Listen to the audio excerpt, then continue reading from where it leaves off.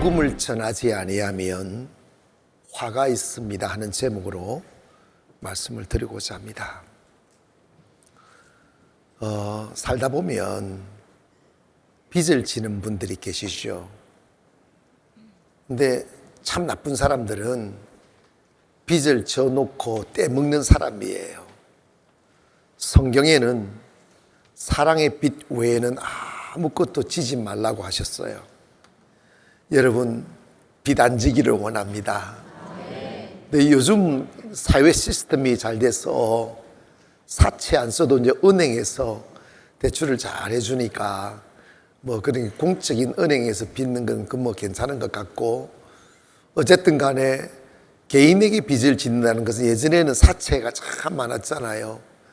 그러니까 빚진 죄인이라고 빚을 지놓고 이자를 한 달이라도 밀리면 그 빚쟁이가 지나가면 막 숨고 그랬다는 거예요. 근데 여러분, 바울은 스스로가 뭐라고 말씀했느냐 하면 나는 복음에 빚진 자야 라고 고백을 한 거예요. 무슨 복음에 빚진 자라 말할까? 그것은 뭐냐면 나는 예수 그리스도의 십자가에 한때 원수로 지냈는데 그 예수 그리스도를 만난 뒤에 십자가의 복음이 얼마나 큰 축복이고 은혜인가가 뼈저리게 느껴지니까 자기 스스로 이런 마음을 먹어요. 내가 한땐 복음을 몰라 십자가의 원수로 살은 적 있지만 그 부끄러움을 뒤로하고 내 나머지의 인생을 예수 그리스도의 십자가를 전하는 일에 올인해야 되겠다 하며 아무도 자신을 사도로 인정해 주거나 세워주는 이 없어도 이렇게 고백합니다. 나는 자칭 사도가 되었다고. 나는 자칭 사도가 되어 이 십자가를 전하는 일에 내 한 삶을 드리겠노라고 결단하며 나는 십자가 외에 그 어떤 것을 알지도 아니하고 자랑하지도 않을 거라고 고백하며 십자가를 전하는 것을 일생의 과업으로 여겨서 복음을 전하는 것이 자신에겐 의무가 되고 그리고 전하지 아니하면 안 되는 그런 책임감으로 가슴에 확 와닿던 것입니다.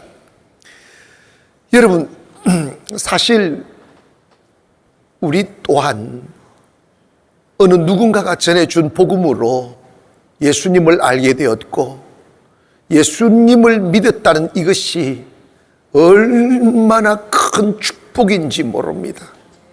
예전 복음이 증거되기 전 조선 땅에는 무지와 가난과 어두운 문화가 우리 민족을 뒤덮고 있었어요.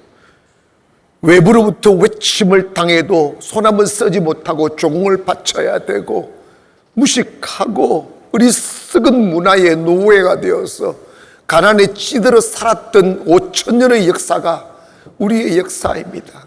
그러나 아무도 눈길 돌려주지 않는 이 조그만 땅 조선 땅에 서양의 선교사님들이 들어와 그들의 젊음을 바쳐주었고 그의 젊은의 피를 흘려주셔서 우리를 개화시키고 문화적인 민족을 만들고 경제적인 부흥을 갖게 하고 정말 절망에 빠져서 술에 취해 허우적거리던 젊은이들에게 소망을 주고 교회가 일어나고 그 찬송이 불러지고 일하러 가서 일하러가 노래하며 벌떡벌떡 일으켰던 그 선교사님들의 노고로 인하여 지금 대한민국 교회가 생겨났고 교회로 인하여 문화가 바뀌었고 하나님의 축복이 이 땅에 임함으로 말미암아 지금 우리가 있음을 기억하기를 원합니다. 한 번은 제가 우리 교회를 개척하면서 세부에 선교를 시작하여 고아원도 짓고 학교도 짓고 체육관도 지어서 그 체육관 오프닝 셀리모니를 할 때 많은 그 쪽에 있는 내빈들이 초청되어 오셨는데 제게 물었어요. 왜 이렇게 많은 시간과 돈을 여기에 투자를 하느냐고. 지금도 계속 돈이 들어갑니다. 그때 제가 대답한 게 이런 것입니다. 나는 필리핀에 그 어떤 인맥도 없다, 빚진 것도 없다. 그러나 나는 그리스도의 사랑의 빚을 여기에 되갚는 것이다. 이유인적 우리 대한민국 당신네들이 자랑하던 게 있어요. 예전에 우리나라가 가난했을 때 장충체육관을 필리핀 정부가 지어줬다고. 그거 지금도 자랑하고 있어요. 훨씬 자기들이 잘 살았다고. 그런데 복음이 들어온 뒤에 대한민국이 역전하게 되는 것이. 아멘 합시다. 그래서 우리는 서양 선교사님들로부터 받은 바 복음의 사랑과 은혜를 입어 우리가 살았으니 그 사랑을 또다시 복음을 모르고 가난한 민족에게 복음을 전하는 것은 사랑의 빚을 갚는 것이다 라는 것을 제가 설명을 했습니다. 사실 여러분, 정말 우리 대한민국은 복음 외에는 답을 찾을 수가 없어요. 예수 믿는 것이 얼마나 큰 축복인지 대한민국이 그 증명하는 것입니다.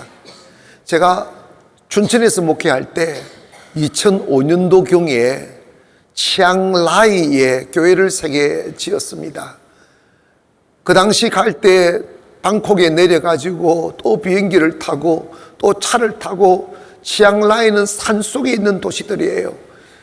산 꼴짝꼴짝 차를 타고 몇 시간을 들어가는데 비행기를 타고 차를 타고 가도 정말 멀리 느껴지고 힘든 여정이었어요.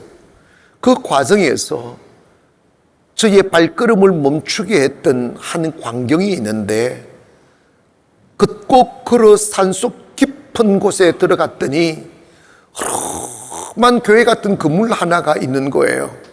근데 이미 너무 낡아서 폐허가 되어버린 건물이었어. 그 현지인에게 물었습니다. 저게 뭐냐고. 그랬더니 교회라는 거예요. 100년 전에 미국의 선교사님들이 들어와 이 산속 깊은 곳에 교회를 지어 복음을 전했다는 그 소식을 듣고 내가 충격을 받았어요. 그땐 비행기도 없었고 차도 없었고 배를 타고 걷고 걸어 그 산족들이 있는 곳까지, 산속 깊은 곳까지 젊은 미국의 선교사들이 들어가 그들에게 복음을 전해주고 교회를 지어주고 했던 그 사실의 그 역사를 들을 때, 맞다. 하나님께서 미국을 저렇게 초강대국으로 만들어주시고 짧은 역사의 세계를 제패하는 국가로 만드는 것은 미국 사람들이 일어나 전 세계를 선교하니까 전 세계의 경찰 국가로 만들어 주시는 거구나 하는 것을 알게 된 거죠. 그런데 미국이 너무 잘 살다 보니까 하나님의 축복이 막 벼락처럼 떨어지니까 어릴 적부터 너무 기름지게 살고 편안하게 산 삶이 몸에 배이다 보니까 이제 미국의 교회에 젊은이들이 일어나 선교하겠다고 오시로 가려는 사람들이 다 사라져 버리니 미국의 경제도 내리막을 걷고 국가의 그 근위도 떨어지고, 그런데 그 선교에 받더니 우리 가난했던 이름 모를 조선 땅에 복음이 들어와 우리 민족의 특유한 열정과 딱 결합이 되어서 막 기도 불같이 대한민국 교회가 일어나 그 선교의 바톤을 대한민국이 잡은 거예요.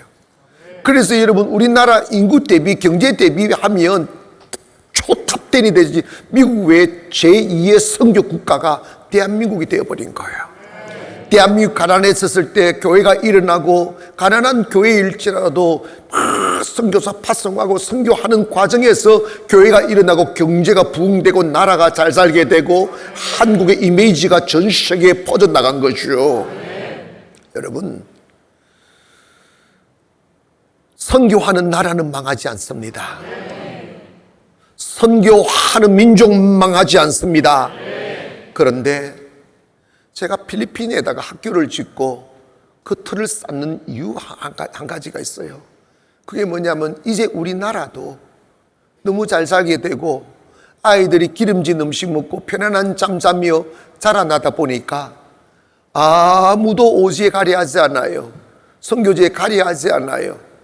지금 여러분 대한민국에 80년대, 90년대에 초정점을 찍어서 많은 신학교들이 우죽순처럼 신학교마다 사람들이 가득 찼는데, 이제는 그 모든 신학교는 다 문을 닫고 메이저 신학교 몇 개 남았는데, 내가 며칠 전에 신학 교수하고 이야기했더니 그 메이저 교단 신학교도 이제 불과 한 4, 5년 전만 해도 4대 1, 막 3대 1 이렇게 들어갔던 신학교가 이제 미달이 됐다는 거예요.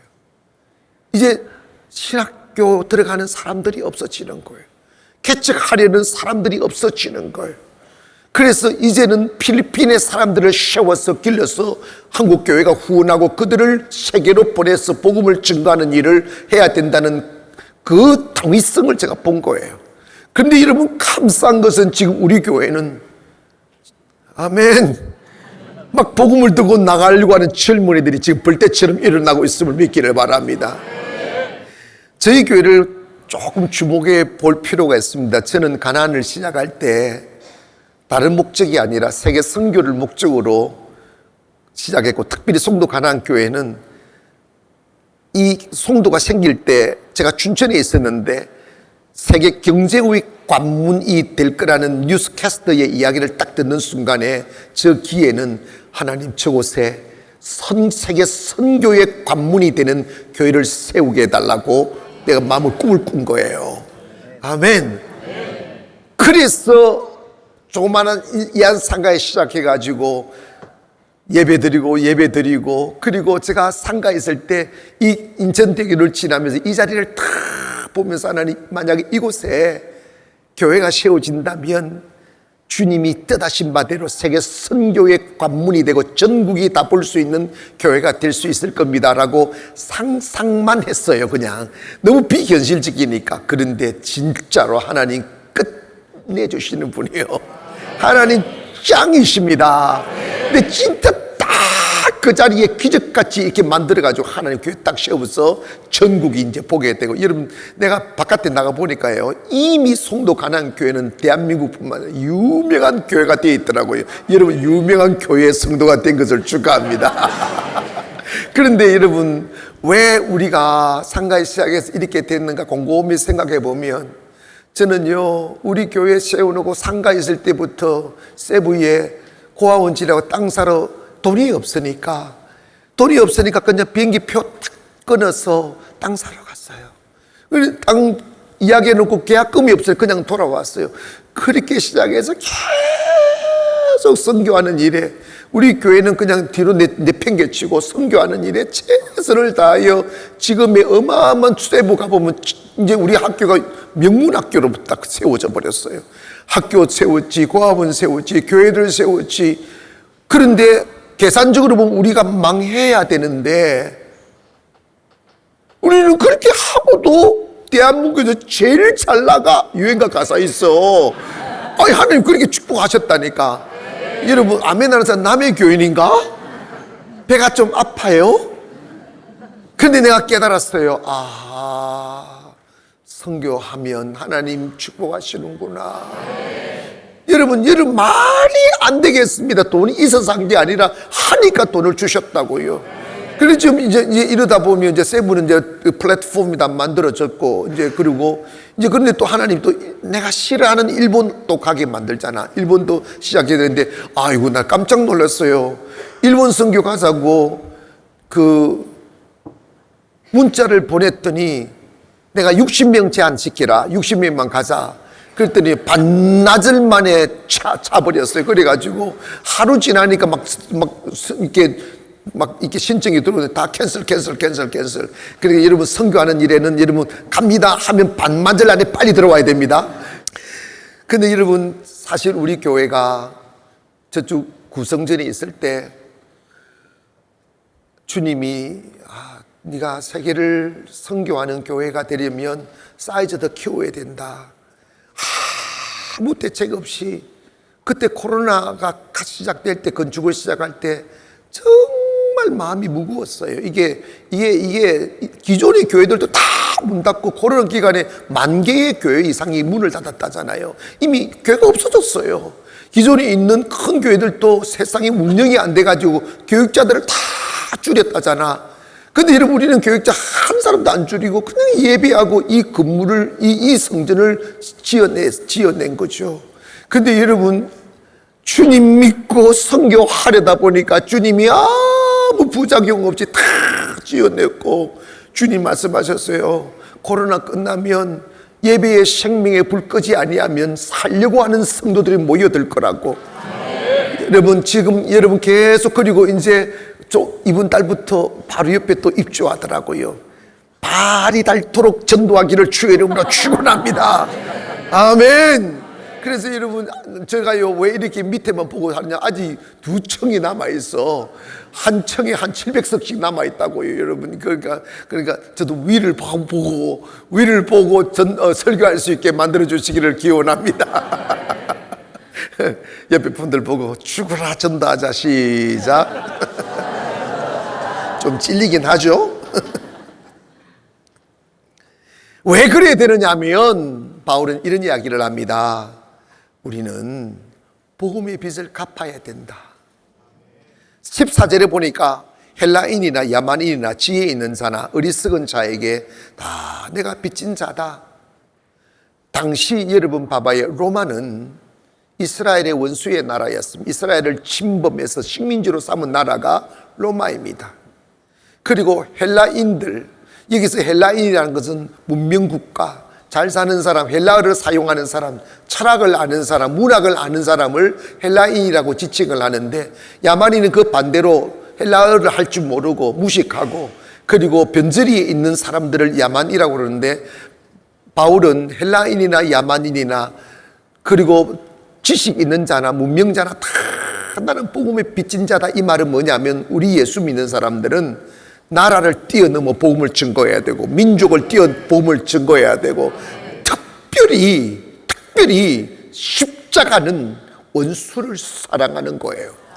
복음은 십자가를 전하는 것이기 때문에 우리의 원수의 나라에 복음을 전해야 된다는 거예요. 근데 제가 곰곰이, 사실은 저 세대는 일본에 대한 반일 감정을 고조시켰던 교육을 받은 세대이잖아요. 그래서 저는 일본을 사실 좋아하지 않았어요. 그리고 우리 아버님, 어머님이 두 분 다 일본에서 유학을 하신 분이라서 가정에서 두 분이 다투고 좀 안 좋은 소리 할 때 꼭 두 분이 일본말을 해요. 그래, 일본말 하다 괌 지르고 그러더라고요. 아, 일본말 하면 괌 지르는 거구나. 그런데, 그래서 뭐 그런 것도 있고, 그런데 어느 순간부터 일본에 대한 비전을 주시더라고요. 그런데 왜 그랬는가 보니까, 내가 일본을 가보니까 일본 사람들이 눌려 있어요. 취해 있어요. 생명이 없어요. 로봇 같아요. 사람들이 이래 취해 살아요. 왜 사는지를 모르겠어요. 영혼이 없어요. 세상이 이래 포로가 되어져 있어요. 그런데 여러분, 그게 뭐냐면 다 영의 문제예요. 어둠의 영에 쫙 눌려 있는 거예요. 근데 그들을 자유케 할 수 있는 것은 논리가 안 되는 거예요. 그들을 해방시키는 것은 이론이 아닌 거예요. 그들을 사탄의 손아귀에서 끄집어낼 수 있는 유일한 길은 그리스도의 능력인 것이죠. 그나마 우리 교회가 매일 예배 드리며 성령으로 무장한 사람들이 많다 보니까 우리 교회를 사용해서 일본을 깨우려고 하시는 거예요. 그날이 올 줄 믿습니다. 그러니까 여러분, 불때처럼 일본 가자 하니까 나는 깜짝 놀랐어요. 세부 가자 하면요, 한 일주일 걸려야 채워져요. 일본 가자들이 반나절 만에 채워졌어요. 그런데 여러분, 우리는 성경에 가보면 하나님, 가만히 보니까 아직 그래도 일본의 영을 맑게 하고 일본이 사탄과 싸울 수 있는 열정이 있는 민족이 우리나라 민족입니다. 외국 서양 선교사는 이제는 손도 못 대요. 그러나 우리나라 사람들 특유한 기질이 있잖아. 사탄과 끝장을 보려고 하는 그 기질 말이야. 그런데 여러분, 그게 있으니까 하나님 살리려고 하시는 거예요. 때문에 우리는 우리의 한때 원수의 나라였던 일본을 복음으로 해방시키기를 주의 이름으로 축원하고 복음으로 살리기를 원합니다. 그러면 하나님 축복하신다니까. 요나는 당시 자신들의 원수의 나라였던 니느웨를 싫어했어요. 복음 전하기 싫다. 그래서 타시스로 가버렸잖아. 하나님이 그를 다시 끄집고 들어오는 거지. 야, 임시기야, 너 복음 전해라고. 하나님 용서해 주니까 기분이 나빠가지고 뭐 부득거리고 그러잖아. 여러분 있잖아요, 한때 우리는 일본으로 인하여 니폰도 그 칼에 두려워 떨었던 시절이 있었지만, 이제 하나님께서 역전을 일으켜서 우리 한국을 하면 복음으로 일본을 정복하게 하는 거야. 할렐루야. 이것이 하나님의 뜻임을 믿고 열심히 기도하기를 원하고 최선을 다하여 선교하는 일에 동참하기를 원합니다. 내가 확신하는 것은요, 뭐가 지가 재주가 좋아서 여러분 이 어려운 시절에 교회를 일으키겠어요. 진심으로 선교하려고 하니까 하나님이 축복하는 거예요. 많은 사탄의 저항이 있어도 물러서지 않고 가는 것이, 여러분 기억하십시오. 선교하는 교회 망하지 않습니다. 선교하는 민족 망하지 않습니다. 그래서 여러분 우리 가난 아카데미에서 영어도 보여주면 일본말도 지금 가르치라고 그랬어요. 그래서 영어, 일본말은 기본적으로 할 수 있도록. 그러니까 보니까 학교 교육료 선생님들이 열심히 가르치면 금방 해버리더구만. 그 나머지 시간을 세계 역사, 기독교 역사 공부하게 되고 막 어느 공부해서 유창하게 세계적인 사람으로 만들 수 있도록 여러분 기도해 주시기를 바라고, 일본을 사랑해야 돼요. 그래야 선교가 되는 것이. 그러기 위해서는 우리가 최선을 다하여 복음을 전해야 됩니다. 15절에 보니까 그러므로 나는 할 수 있는 대로, 이 말은 최대한 최선을 다하여 이 말입니다. 로마에 있는 너희에게도 복음을 전하기를 원하노라. 여러분 비행기도 없는 그 시절 로마를 가려면 그냥 작은 배를 타고 가야만 했었잖아. 석 달을 가고 넉 달을 배 탔다고. 그러면서 바울이 고백하잖아. 내가 풍랑을 만나 일주일을 사경에 헤맸다잖아. 유라굴라 태풍 만나가지고 막 난리굿이 되고 토하고 빠지고 막 죽음 아래 있었던 시간들이 정말 많았다고요. 여러분 바다를 건너 다른 나라에 복음을 전하러 간 누가 오라고 하느냐고, 누가 가서 숙소를 잡아주느냐고, 누가 환영하느냐고. 가서 감옥 가고 가서 두드리 맞고 가서 학대당하고, 그럼에도 불구하고 최선을 다하여 원수의 나라인 로마에 가서 복음을 전하는 거지. 이것이 바로 십자가의 사랑을 가진 사람들의 열정임을 믿기를 원합니다. 디모데후서 4장 2절에 보니까 너는 말씀을 전파하라. 때를 얻든지 못 얻든지 항상 힘써라. 이게 복음 증거하는 자의 태도임을 믿기를 원합니다. 그리고 우리가 한 가지 생각해야 될 게 이런 거 있죠. 전도를 하려고 하면 사람들을 설득시키고 이해시키고 해야 되는 걸로 생각합니다. 내가 얼마 전에 이런 이야기를 들었어요. 우리 교회 다니는 초등학교 6학년 아이가 학교에서 진화론을 가르치니까 세상은 이렇게 시작되고 사람들이 이렇게 되고 막 이렇게 진화돼 가지고 죽었는데, 그럴 때 이 애가 이야기했다는 거예요. 아니라고. 아예 친구들한테 사실은 이 세상은 하나님이 말씀으로 창조했어. 그러니까 6학년 아이들이 야, 너 아직도 그런 걸 믿어? 이런다. 너 아직도 그런 걸 믿어? 이러잖아. 학교에서 이미 세속적인 지식이 확 이미 들어와 버려가지고. 근데 여러분 있잖아요, 그런 아이들을 아니야, 하나님이 세상을 창조하셔서 뭐로 창조했는데 하나님이 가라사대 빛이 있으라 하셨어. 빛이 생겼어. 하늘과 땅이 구분되게 하고 궁창이 생기게 하고 하늘이 나는 새가 있게 하고 땅에 기는 짐승들이 바다에 물고기 있게 하셔서 여러분 그렇게 가르치면 왕따시키는 시대가 되어버렸어요. 바보 취급하는 시대가 되었어요. 그것이 진리임에도 말입니다. 근데 우리는 그들을 이론으로 설득시키려고 해요. 그래서 우리가 부담감을 공부를 많이 해야 되는구나, 많은 지식을 쌓아야 되는구나, 그리고 사람을 설득하려고 노력하는 것, 이것 여러분 우리가 곰곰이 하면 생각해야 될 부분이 있는데, 고린도전서 1장 17절에 보니까 그리스도께서 나를 보내심은 오직 복음을 전하게 하려 하심이로되 말의 지혜로 하지 아니하면 그리스도의 십자가가 헛되지 않게 하려 합니다. 그래서 말의 지혜로 하지 않는다, 내가 말의 아름다움으로 하지 않는다. 고린도전서 2장에는 그렇게 했어요.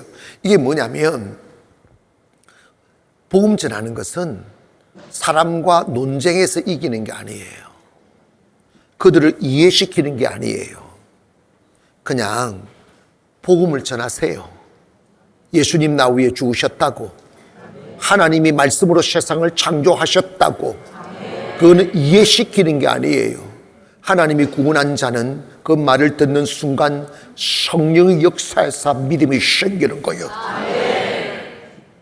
그리고 더 중요한 것은 능력이 있는 거죠. 예수의 능력을 그들에게 보게 하기를 원합니다. 오늘 2부 설교했던 권사님 예배 시간 기도할 때 하나님 우리는 보았습니다. 그리스도의 능력의 말씀을 우리는 보았습니다. 하나님이 살아계심을 우리는 여기서 보았습니다. 여러분 우리의 역할이 뭐냐면 우리의 삶을 통하여 하나님의 살아계심을 보이는 것이죠. 가난했던 자가 부유해지고 어두웠던 자가 밝아지고 죽으려 했던 자가 살아나고 망했던 자가 일어나는 역사를 보여야 된다고요. 복음에는 능력이 있습니다. 사도 바울이 3차 세계 전도 여행까지 했는데 2차 전도 여행 때 있었던 이야기가 있어요. 지금의 그 당시 아덴이라고 하는데 지금은 아테네인데, 그 아테네는 그 철학의 도시였어요. 그러니까 그 아테네 사람들이 모여가지고 철학을 논하고 문학을 논하고 예술을 논하는 도시였습니다. 유식한 사람들이 모여있는 도시가 아테네였는데, 거기서 아레오바고라는 언덕에서 사람들이 모인 곳에서 설교를 했습니다. 아시다시피 사도 바울은 원래 공부를 가말리엘 밑에서 공부를 했던 사람이기에 석학이었었죠. 그래서 논리 청연하게 철학적으로 문학적으로 설교를 쫙 했어요. 설득력 있는 말로서 설교를 했어요. 그런데 참 결과가 놀라운 게 에베소나 고린도나 이런 상업도시에서 그냥 십자가 전했을 때는 거기서 교회가 다 세워졌는데, 바울이 로마에 들어가 아테네에서 많은 시간을 보내도 아테네에서는 열매를 맺지 못했어요. 교회가 세워지지 않았어요. 그래서 바울은 그런 것을 경험으로 하여 뭐라 하냐면 말의 지혜로 할 것 없다, 복음에는 능력이 나타난다, 복음에는 권세가 있다, 복음에는 하나님의 신비가 있다. 그래서 여러분이 기억해야 될 게 뭐냐면 사람들을 설득하고 사람들을 가르치고 사람들을 굴복시키려고 하지 마시고 그냥 순수하게 예수 믿으십시오. 우리 교회 한번 나와 보십시오. 한 마디면 끝난다니까. 제가 목사이지만 정말 우리 가나안교회는 하나님 은혜 주셔서 우리 가나안교회 맛을 들여놓으면 다른 교회를 못 갈 것 같아. 첫째로 이 영상이 문제야. 두 번째로 목사 피부가 문제야. 여러분 있잖아요, 그냥 예수 전하세요. 예수 믿으면 주님이 일하십니다. 예수 믿으면 여러분의 마음의 어둠을 제거하시죠. 가난의 저주를 몰아내십니다. 예수 믿으면 기적은 일어나는 거예요. 안 되는 걸 되게 하시는 걸 보이는 거지. 그리고 우리의 삶의 포커스를 내 만족과 육신의 편안함에 두지 마시고 복음 전하는 데 초점을 맞추고 좀 생활하기를 원합니다. 빌립보서 2장 27절, 1장 27절 보면 오직 너희는 그리스도의 복음에 마땅하게 살아라 그랬어요. 그 신은 죽었다라고 망언을 냈던 니체가 있었잖아. 근데 그래서 이 무신론주의로 뺏겨가지고 교회를 막 복음을 저하는 철학을 만들어서 사람들을 죽음으로 이끌어갔던 이 니체가 있는데, 이 니체가 원래 목사의 아들이었다는 거예요.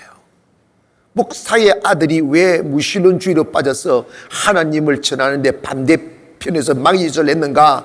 그 뿌리를 찾아보니까 자기가 목사의 아들로 살아보면서 교회 생활을 하는데 교회 성도들이 너무 상처를 많이 주고 막 말과 행동이 너무 다른 모습을 보니까 회의를 느껴서 니체가 나온 거예요. 우리 교회 목사님 자녀들이 꽤 있어요. 그런데 이야기를 들어보면 참 눈물겨운 이야기들이 많지만 여러분 그거 다 그냥 덮어버리기로 하고, 한 가지 있잖아요. 우리 교회를 다닌다고 여러분이 교회를 다니면 교회를 봤어, 예수님 봤어, 싸울 거 좀 참으세요. 기분 나빠서 아멘 안 하잖아요. 좀 양보하시라고. 내가 화날 권리도 있고 내가 자유롭게 살 수 있고 내 성질 부릴 권리도 있지만 사도 바울은요 고린도 9장 그 전서 9장에서 내 권한을 쓰지 않는다고 그랬어요. 왜? 복음을 위해서. 여러분이 세상 살이하면서 복음 때문에 손해볼 일 분명히 있어요. 그런데 하나님 그걸 100배로 갚아주셔요. 인생에 저는요 목회하면서 목사이기 때문에 내 권한을 내 자신을 위해서 쓴 적이 거의 생각이 안 나요. 다 교회 중심으로 살고 복음 중심으로 살고 성도 중심으로 사는데, 그런다고 해서 내가 말라 빠졌냐? 누가 나를 50으로 보겠어요. 가능하면 내 예수 믿는 사람이에요. 그래서 언젠가 저 사람한테 전도를 해야지 이런 마음으로 살다 보면 착해져요. 아멘. 그리고 하나님이 그 삶을 축복하십니다. 내 욕심과 내 권한을 쓰기 위해서 막 고함 지르고 막 자기 주장하고 사는 것보다 내 그럴 기질이 있고 성질이 있어도 교회 위에서 복음 위에서 참아주고 물러서주고 양보해 드릴 때 하나님이 그 모습 보시고 여러분 축복하십니다. 때문에 항상 복음에 유익한 삶이 되도록 좀 아름다운 삶을 살려고 노력하시고, 막 사투리가 탁 나와도 어색한 표준말도 써보고, 우리가 막 절제하고 힘들게 그러지 마, 스트레스까지 받을 정도는 하지 마시고, 그래도 내가 복음에 유익한 삶이 되도록 조금이라도 좀 덕을 끼치는 삶이 되도록. 제가 참 목회하면서 요즘 정말 좀 감사한 일들이 참 많은데, 성도님들이 우리 교회 딱 6개월만 넘으면요 180도로 바뀌어버려요. 눈빛이, 얼굴빛이 확 달려. 그게 뭐냐? 복음의 능력이라고. 여유가 있으니까 우리가 경쟁하며 살고 다투어 싸고 빼앗아 사는 것이 아니라 복음의 은혜가 딱 들어오면요 이제는 우리는 경쟁으로 사는 것이 아니라 하나님의 축복으로 사는 것임을 믿기를 원합니다. 우리 교회가 다른 교회와 다른 게 딱 하나가 있다면 갈등이 없는 교회예요. 뭐가 없다? 목사와 장로 간에 갈등 없어요. 그 이유가 딱 하나가 있어요. 제가 예전에는 사람을 의지하고 세상을 의지하고 살려 하면 다 뭔가 눈치가 보이고 조심해야 되고 이러는데, 하나님의 은혜로 산다. 내 피로 하나님이 채우신다. 여러분 아멘 크게 하셔야 은혜가 오는 거야. 나는 하나님의 은혜로 산다. 내 모든 피로 하나님이 채우신다. 사람 눈치 보고 살 것 없다. 하나님 앞에서 살면 된다. 이 믿음이 딱 들어오니까 사람 눈치 볼 게 없어. 아멘. 누구한테 기댈 필요 없어. 필요하면 하나님 주세요. 대한민국 지금 현 시대에 저처럼 도전을 많이 한 목사가 어디 있어? 김저질러잖아. 나는 진짜 그 인정해요. 여기 온 지 얼마 됐다고 또 일본 선교한다고 왔다 갔다 하고 있어. 나 진짜 저지른 데는. 그래서 우리 성도들이 이런다고, 목사님 제가 송도 가나안교회 다니는 때까지는 쉴 날이 없을 것 같다고 또는 다른 말도 했어. 그럼 또 시험 될까 봐 내가 말 안 해. 돈이 모이지 않을 것 같아. 근데 축복이 와요. 그런데 여러분 봐봐요.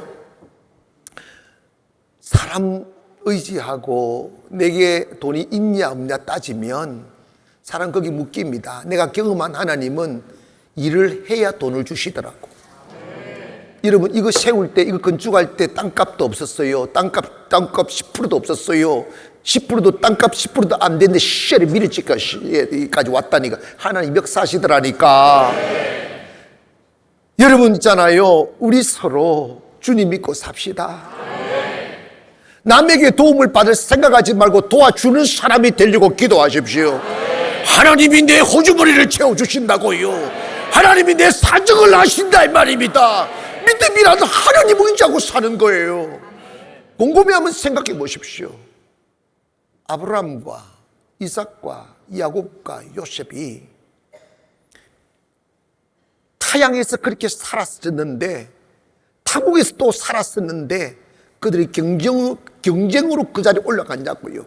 하나님의 사람들은 단 한 명도 경쟁을 뚫고 올라간 사람이 없어요.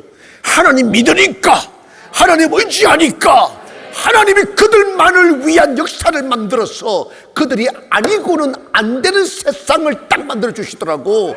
그게 하나님 믿는 사람들의 특징이라. 사업도 그렇게 되기를 원합니다. 하나님의 은혜로 치고 올라가는 것이. 하나님의 은혜가 없이 어떻게 우리 교회가 상가를 벗어 치고 올라올 수 있겠어요? 이거 분명한 것입니다. 고백합시다. 하나님이여, 저에게도 은혜를 주시옵소서. 한나가 은혜 받아 인생의 문제를 했다면 오늘 저와 여러분도 은혜 받아 살아야지. 불신은 뭐냐? 하나님 제끼고 사람 의지하고 사람에게 기대고 현실 의지하는 게 불신이에요. 하나님 믿고 산다고 하면 사람 눈치 볼 게 뭐 있어? 사람에게 뭔가 기대를 하니까 갈등이 생기는 거예요. 사람에게 기대하지 마세요. 부부 시간에도 마찬가지입니다. 나 당신 없으면 못 살아. 그 소리 하지 말어. 뭘 못 살아? 잘 살더라. 내가 다 봤어. 잘 살아요. 뭘 그래. 당신 너와 나는 너 나의 사는 동력자의 관계다. 이렇게 가야지. 저와 여러분이 있지 않습니까? 맹종 관계도 아니에요. 그냥 동력자예요. 저는 저 역할 알고 여러분 역할 하면서 하나님의 나라를 세워가는 거지. 때문에 여러분 하나님의 모든 필요가 하나님에게 채워진 것을 믿으셔서 자유롭게 살기를 원합니다. 그냥 복음을 위해 사는 거죠 뭐. 그리고 한 가지 더 생각할 점이 있다면 복음은 정말 아주 긴급성을 요구하는 거예요. 긴급성. 제가 어젯밤 설교할 때 그 설교 작했는데 못 들으시는 분을 위해서 한 번 더 소개하는데, 제가 훈련병 끝내고 자대 배치를 딱 받았어요. 짝대기 한 개, 2병 짝대기 한 개 딱 달고 갓 군대를 갔는데 소문이 쫙, 제가 신학교를 다니고 전도사다 가는 거 소문이 딱 퍼지니까 가서 한 2, 3일 됐을 때 어리뻥뻥했지 뭐. 군대를 모르니까. 그런데 갓 일병 달고 첫 휴가를 다녀온 친구가 밤에 점호 시간에 딱 같은 내부만에 딱 그 당시에 점호가 너무 군기가 세니까 딱 정렬하고 있는데 일찍 살인관이 딱 와가지고 오기 전에 그 친구가 나한테 딱 와서 좀 상담 좀 하자고 그러더라고요. 그래서 점호가 있으니까 점호 끝나고 내부반 밖에서 만나자고.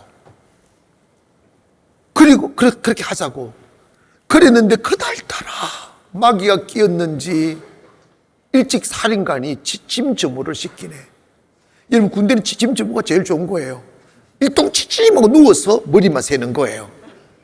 안 그러면 침상 위에 수류탄, 침상 밑에 수류탄 막 하면서 기어다니고 올라가고 기어가고 올라가고 막 이래야 되는데 세상에 그래 놓고 집침 점호 일동 지침 이래 버리는 거야. 그리고 불을 딱 꺼버리는 순간 군대라는 게 참 힘들어. 딱 머리만 닿으면 코골아요. 나는 머리가 딱 되는 순간 점호 후에 바깥에서 만나자는 거 가만히 있고 잠에 확 들어버린 거예요. 그리고 다음날 부대가 난리가 났어요. 아침에 일어나 저는 이제 그래가 좀 특혜가 봐 다른 부서를 일하고 그 친구는 수색 부대에 들어간 거예요. 그 이제 전방에서 이렇게 수색을 막 산을 가고 수색 다니는데 이 친구가 그 아침에 일어나 수색조에 들어가서 수색을 하다가 산 한 모퉁이에 있는 무덤가에 기대어 누워서 총을 여기다가 쐈어요. 총을 여기에다 쏴가지고 총알이 이렇게 나가버리는데 이게 여기는 좁고 여기는 펑 뚫려서 그냥 그 자리에서 직사를 했어요. 그래서 보안과에서 이렇게 막 조사를 하고 조사를 했더니 첫 휴가 나갔는데 애인이 변심을 해서 딴 남자를 만난 걸 알게 돼가지고 그것 때문에 마음 너무 슬퍼서 저한테 상담을 부탁했는데 나는 잠들어 버리고, 여러분 절대 잠들지 말입니다. 항상 깨어있기를 주요. 그래가지고 나한테 그때 법적인 책임은 없지만 도의적인 책임이 확 드는 게 내가 왜 그때 잠들었을까? 내가 왜 그때 잠들었을까? 그때 만약 나와 만나서 대화했다면 절대로 죽지 않았을 건데 하는 생각이 막 들더라고요. 여러분 사실은 내일 전하지 모레 전하지 아닙니다. 때를 얻든지 못 얻든지 복음 전하기를 주의 이름으로 축원합니다. 이 자리에 계신 분들 중에서 웃긴다. 자기는 교회 잘 안 나오면서 전도만 하는 사람이 있더라고. 이러더라. 근데 지난주 왜 안 왔어? 그때 목사님 전도해서 누구 나오셨죠? 지금 잘 나오고 있어. 그러지 말고 전도도 하고 교회도 잘 나오고 그래야죠. 아멘. 예수님 제자들이 이랬어요. 언제 당신의 나라가 임합니까? 언제 우리 해방됩니까? 이런 고백했을 때 사도행전에 보면 때와 시기는 아버지께 자기 기한에 주셨으니 너희는 알 바가 아니요 오직 성령이 너희에게 임하시면 너희 권능을 받고 예루살렘과 유대와 사마리아 땅끝까지 이르러 내 증인이 되라고 하셨어요. 이 말은 뭐냐면 너희 나라가 해방되고 너희 나라 독립국가가 되고 이건 하나님 알아서 하고 너희들은 그냥 복음 전해라는 거예요. 그러면 하나님이 역사하시는 거예요. 사실 복음 전하는 것은 두 단어가 있어요. 전도와 선교가 있어요. 전도는 우리 주변에 있는 우리 동족들에게 전하는 게 전도고, 선교는 배 타고 다른 나라, 비행기 타고 다른 나라 가서 전도하는 게 선교예요. 근데 사실은 전도는 100만 원이 든다면 선교는 1억이 들어요. 근데 사람들이 돈 아깝다고 그거 안 하면 안 되는 것이죠. 영국에서 토마스 선교사가 쟤네를 썰면호를 타고 중국 상선을 타고 대동강에 와서 중국에서 몇 개월을 있으며 한국말 배우고 한국 쪽복을 만들어 가지고 그 얼마나 그 영국 교회에서 얼마나 많은 투자가 있었겠어요. 그리고 본인도 얼마나 많은 희생이 있었겠어요. 그런데 정말 불행인 것은 그렇게 27 나이에 조선 땅에 밟으러 그 상선을 타고 오다가 대원군이 불지른 놈 불에 그 배가 불타버리니까 그냥 조금 비닐로 싸서 들고 한 손으로 헤엄을 쳐 대동강변에 손을 닿자마자 우리나라 대원군 군인 한 사람이 칼을 빼서 그 목을 쳐버렸어요.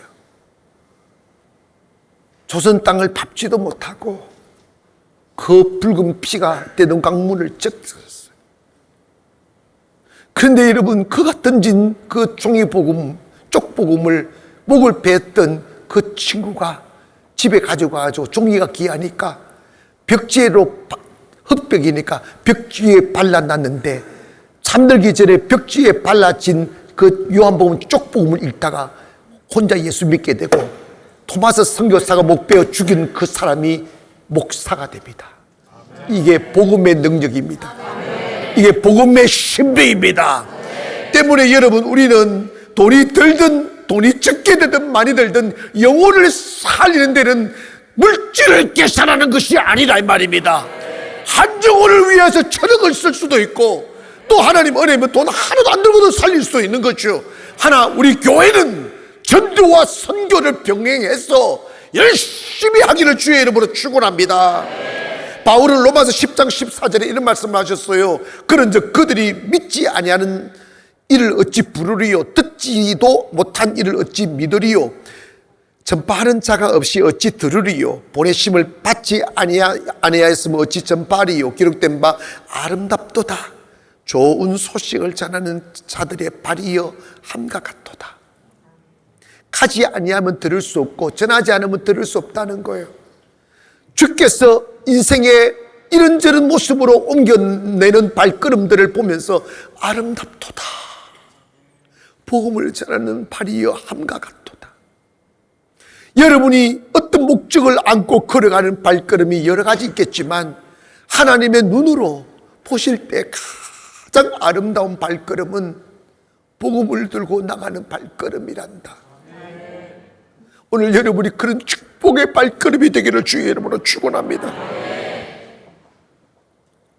저로 하여금 위도 바라보고 전체를 바라보고 설교할 수 있도록 이제 9월 이번 달부터 바로 옆에 아파트가 또 입주합니다.